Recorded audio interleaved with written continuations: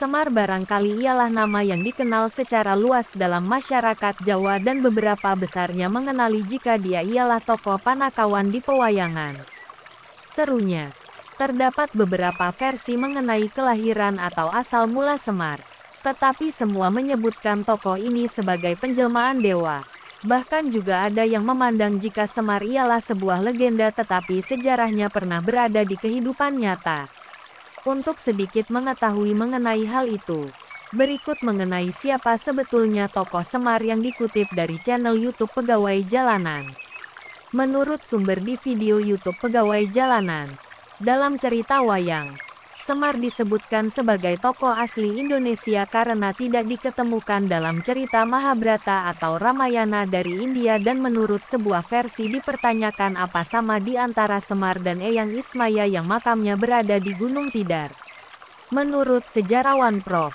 Dr. Slamet Mulyono, tokoh Semar diketemukan dalam karya sastra zaman Kerajaan Majapahit yang dengan judul Sudamala.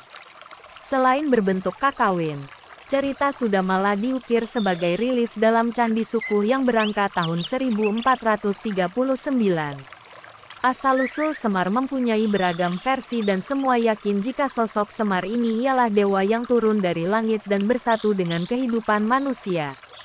Semar mempunyai pekerjaan menuntun manusia untuk mempunyai budi pekerti dan menjunjung tinggi kebenaran. Pekerjaan menuntun dan mengayomi beberapa satria itu umumnya dilaksanakan dengan menyamar sebagai hamba, seperti diceritakan dalam kitab-kitab Manikmaya, Kanda dan Paramayoga. Dalam naskah Purwacarita diceritakan jika Semar ialah berasal dari sebuah telur yang dilahirkan oleh Dewi Rekawati. Telur itu dibanting sampai akhirnya terbagi 3 dan Semar tercipta bernama Ismaya keluar salah satu telur itu. Dalam sebuah sayembara di kahyangan Ismaya dan Antaga atau Tejamantri kalah menantang saudaranya yang namanya Manikmaya, mengakibatkan mereka berdua turun ke Arcapada, bumi, dengan berubah rupa. Antaga jadi Togok dan Ismaya jadi Semar. Togok mengasuh manusia-manusia yang serakah dan Semar jadi pamong atau pengasuh dari satria-satria berdarah biru. Ada pula anggapan jika Semar ialah leluhur orang Jawa purba yang rohnya lantas jadi danyang dan menjaga Pulau Jawa dan semua Nusantara sampai akhir zaman kelak. Di wilayah Magelang, Jawa Tengah, sejarah awalnya masuknya agama Islam ke tanah Jawa pun tidak lepas dari sebuah legenda yang menyangkutkan sosok Semar ini. Ceritanya yang populer di kalangan spiritualis Jawa ialah saat Syekh Subakir bertemu dengan Semar. Dalam pertemuan di sebuah puncak Gunung Tidar tersebut, Syekh Subakir bermusyawarah dengan bawa sebuah pusaka namanya Kalimasada.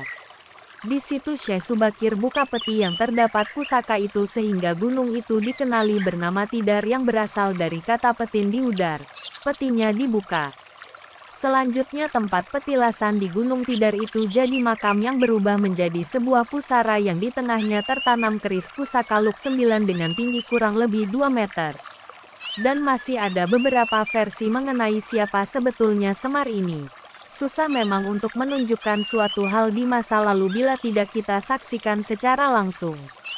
Tetapi, apa yang sekarang menjadi keyakinan dan budaya untuk warga Jawa, khusus mengenai sosok Semar ini, tidak ada kelirunya dihargai dan jadi sebuah pelajaran semata-mata. Cukup sekian, terima kasih. Semoga bermanfaat. Dan jangan lupa dukung terus channel ini. Pujangga Keder.